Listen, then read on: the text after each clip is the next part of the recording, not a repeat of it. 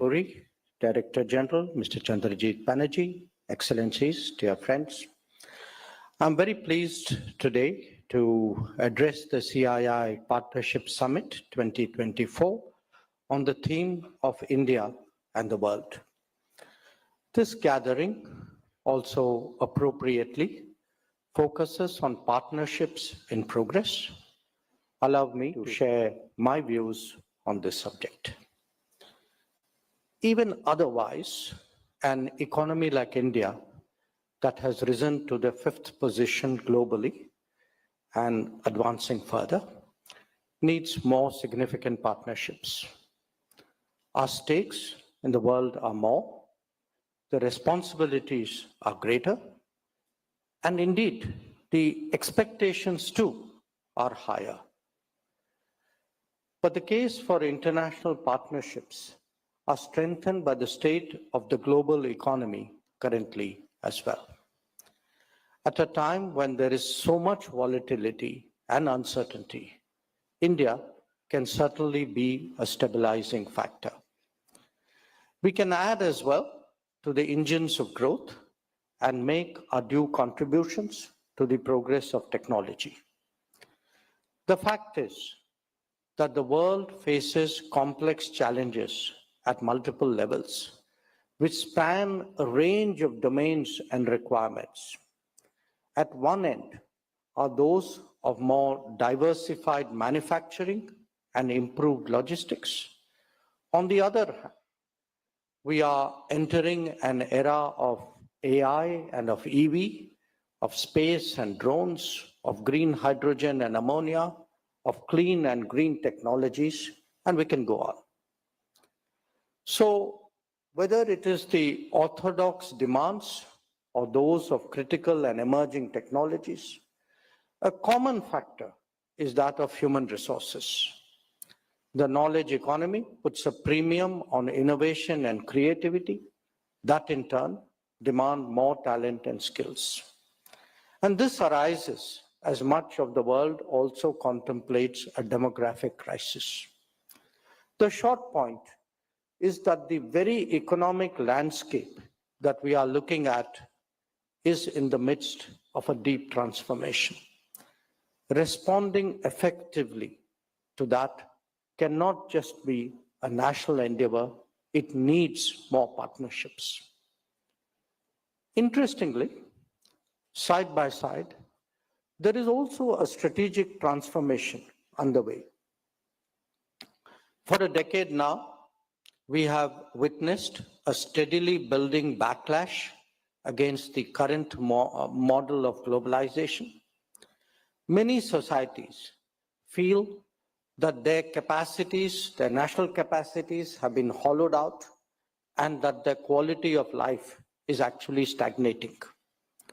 There is a realization as well that global rules have been gamed and that the current structure cannot come up with effective remedies.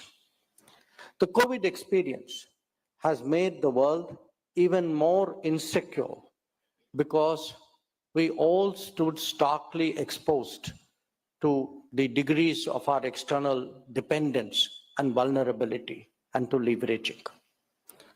On top of this, economic rebalancing began to acquire strategic connotations. Surpluses were now translated into influence, if not dominance. The US-China friction has assumed a salience that could not have been envisaged just a few years ago. The Ukraine conflict has created its own ripples, reflected in food, fuel, and fertilizer insecurities. The global South is also feeling the brunt of inflation, of debt, of currency shortages, and of trade volatility. In short, the world looks a very tough place. And tough situations call for more friends and more partners. Now, the advent of the second Trump administration, which Mr. Banerjee also referred to, is obviously a major consideration in business circles, and I'm not surprised you've spent some time debating it. Obviously, the only safe prediction is one of a degree of unpredictability. Different countries have had their own experiences from the first administration and would presumably draw from that to approach the second. I can state with confidence that the strategic convergences with the United States for India have only grown deeper with time. They have created a larger environment in which more collaborative possibilities can be explored today. Naturally, between two major economies, there will always be some give and take. When we look at economic or technology domains, the case for trusted and reliable partnerships have actually increased in recent years. So a lot of what lies ahead would be in fashioning terms of engagement that are perceived and recognized to be mutually beneficial. And in that regard, the more that India can bring to the table, the stronger will be our appeal. Some thoughts about the neighborhood would also be appropriate given these changes that we have seen in recent times. The reality on the ground is that our economies and societies are closer linked than ever before.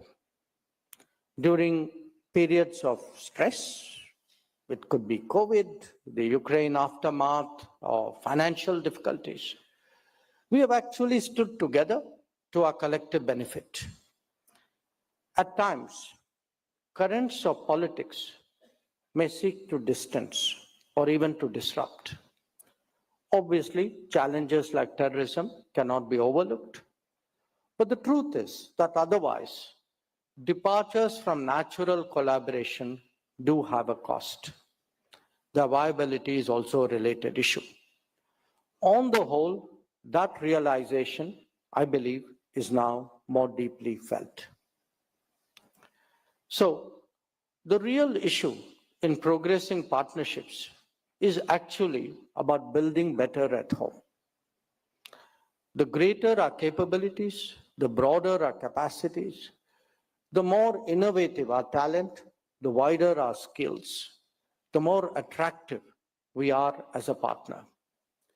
As this conclave would recognize clearly, the crucial challenge today is to build our manufacturing to a scale and efficiency that makes us a credible partner abroad.